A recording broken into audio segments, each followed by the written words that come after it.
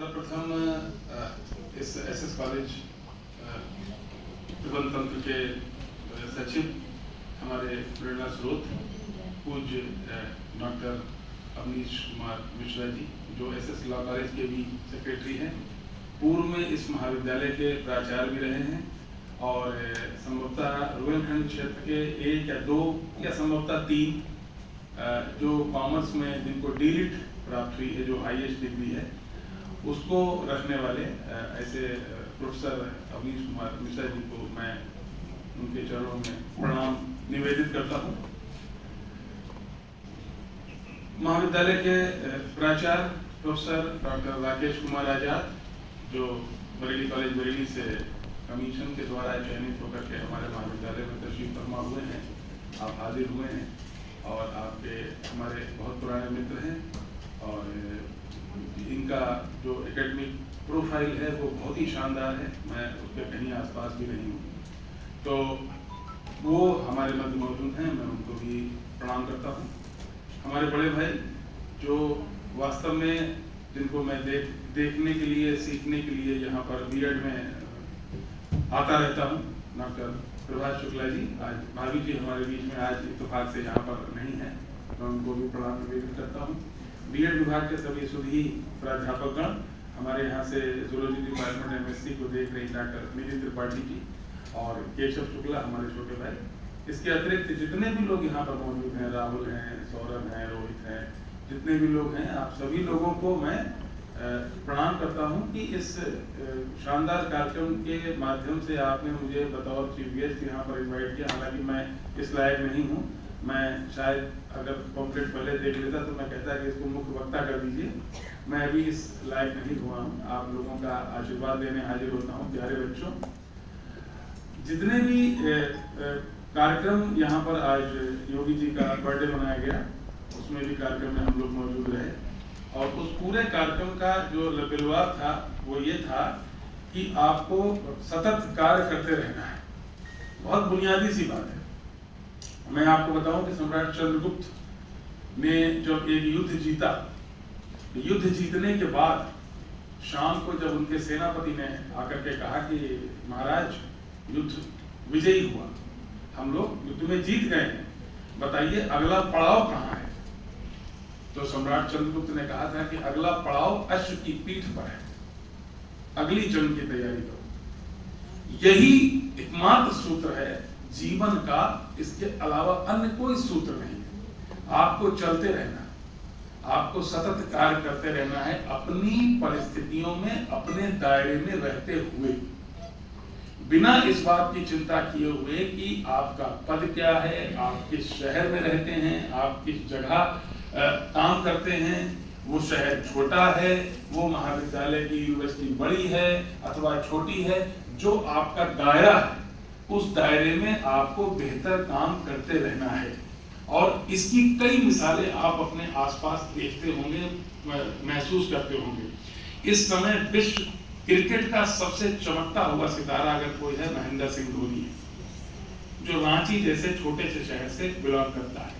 इस विश्व IPL cricket में सर्वाधिक चर्चा बटोरने वाला रिंकू सिंह अलीगढ़ के कितने छोटे से परिवार से बिलोंग करता है।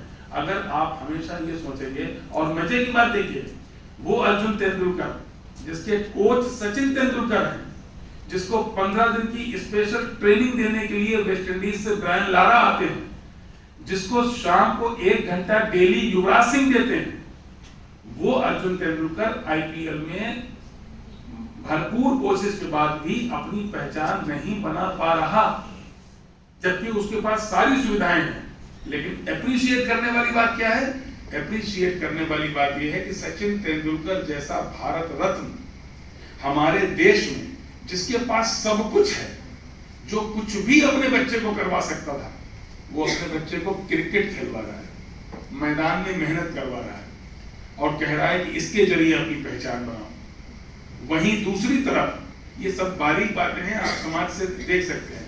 शाहरुख खान अपने बेटे को मेहनत नहीं करवा पा रहे, परिस्थितियां लगभग दोनों की समान है, दोनों के पास भरपूर पैसा है, दोनों के पास भरपूर सम्मान है, शाहरुख खान भी बहुत बड़े अभिनेता हैं, सचिन तेंदुलकर भी बहुत बड़े ग्रेट प्लेयर हैं, लेकिन अपने बच्चे को मेहनत नहीं करवा पा रहे। वो पूरी मेहनत के बावजूद भी शायद किसी इंस्पिरेशन की तलाश में अभी भी है। अब मैं हमेशा एक बात कहता हूं कि 1983 का जो वर्ल्ड कप था, जिसकी ट्रॉफी कपिल देव ने उठाई थी, उस 1983 के वर्ल्ड कप की टीम के कैप्टन कपिल देव, ओपनर श्रीकांत, सुनील गावस्कर, यशपाल शर्मा, मदन लाल, संदीप पाटिल, मोहिंदर अमरनाथ, बलविंदर सिंह संधू, सैयद किरमानी, आपने इनमें से किसी के भी बेटे का नाम किसी क्रिकेट को खेलते हुए सुना कभी? अगर आज कपिल देव क्रिकेट एकेडमी खोल दें तो लोग अपने बच्चे का एडमिशन कराने के लिए परेशान रहेंगे। उनके किसी भी बच्चे का सिलेक्शन किसी भी टीम में आज तक नहीं हुआ। क्यों नहीं हुआ? क्योंकि शायद जिस पराकाष्ठा पर, जिस उत्थान पर वो लोग पहुंच गए, उनके बच्चों ने जब आंखें खोली तो सब कुछ उनके समक्ष था, और इसीलिए संभवतः शायद वो उस मेहनत के आदी नहीं हो सके। मेरी मुराद सिर्फ ये है कि जब मैंने काम करना शुरू किया, या मेरी आदत में आया, जो मेरे गुरुजी डॉक्टर बी एन पांडे साहब, भगवान उनको लंबी उम्र दें, उन्होंने जो मुझे सिखाया वो ये सिखाया कि जो आपको काम है वो आपको अपना काम करते रहना है, बगैर इस बात को सोचे हुए कि दरअसल आगे होना क्या है, क्योंकि आपको कुछ नहीं पता आगे जीवन में आपको क्या काम करना है और क्या होना है। इसकी भी बहुत सी मिसालें हमारे पास हैं, और एक सबसे जो जबरदस्त मिसाल हम देते हैं पूरी दुनिया को, वो ये है कि फूलन देवी का नाम आप सबने सुना होगा। किन हालात में उसके साथ क्या क्या हुआ, और अंत में वो मेंबर ऑफ पार्लियामेंट चुनी गई। तो आपको कुछ नहीं मालूम कि जीवन में क्या होना है। और रही बात ये कि कौन कितना काबिल है, कौन कितना किस चीज का हकदार है, कौन क्या कर सकता है, तो हमेशा याद रखिए, सिर्फ मेहनत और मेहनत कर पाना ही आपके भाग्य में है, और आप कुछ नहीं कर सकते। आप मेहनत कर सकते हैं, मेहनत करिए, बाकी सब भाग्य के भरोसे छोड़ दीजिए। क्योंकि अर्जुन जैसे धुरंधर धनुर्धर, युधिष्ठिर जैसे सत्यवादी, भीम जैसे गदाधारी जंगल की खाक छानते रहे, राज करता रहा दुर्योधन। ये भाग्य है, ये नियति है। लेकिन इसकी वजह से इनमें से किसी ने भी मेहनत करना नहीं छोड़ा। वो वनवास में रहे, अज्ञातवास में रहे, लड़ते रहे जीवन भर, लेकिन वो अपने काम में लगे रहे। हमको भी अपने काम में लगे रहना है। ये जो पेटेंट अभी मेरा पब्लिश हुआ है नैनो बैंडेज का, ये स्मार्ट नैनो बैंडेज है जो अभी पेटेंट पब्लिश हुआ है। इसको ग्रांट होने में 4 से 5 साल लगेंगे। इस बीच में मेरा एक दूसरा patent, classification of unannotated protein coding sequence using machine language, ये डिजाइन पेटेंट है। कुछ पेटेंट डिजाइन पेटेंट होते हैं और कुछ यूटिलिटी पेटेंट होते हैं। और इसके अलावा mechanical seed dispersal gun for the reforestation in remote areas, जिन एरियाज में पहुंचना मुश्किल होता है वहां पर रीफॉरेस्टेशन के लिए एक सीड डिस्पर्सल गन का यूटिलिटी पेटेंट तैयार हो रहा है। ये दोनों मेरे इस समय गए हुए हैं। और 2 किताबें जो आर्चिगोनिएट और multiple aspects of artificial language, दोनों बिल्कुल तैयार हैं। मुझे लगता है 1 महीने के अंदर 2 किताबें आ जाएंगी। इन 2 किताबों को मिला करके ये मेरी 17वीं किताब होगी, 10+7। ये इससे मैं जब लोगों से बात करता हूँ, कई लोगों से मेरी बातचीत होती है, तो मुझे इस प्रकार के सवाल सबसे ज्यादा सुनने को मिलते हैं कि इससे फायदा क्या?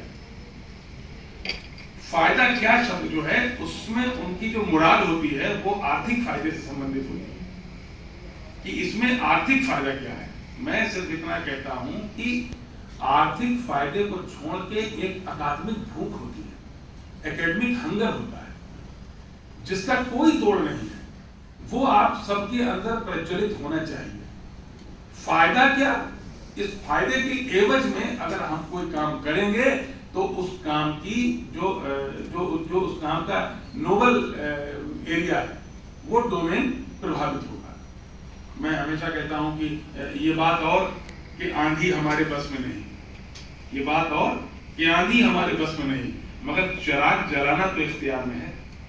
आप चिराग तो जलाइए, आंधी पे तो कोई जोर नहीं है आपका, लेकिन चिराग तो आपके पास है, माचिस तो आपके पास है, उतना काम करते रहिए। और जब आपके पास, यकीन मानिए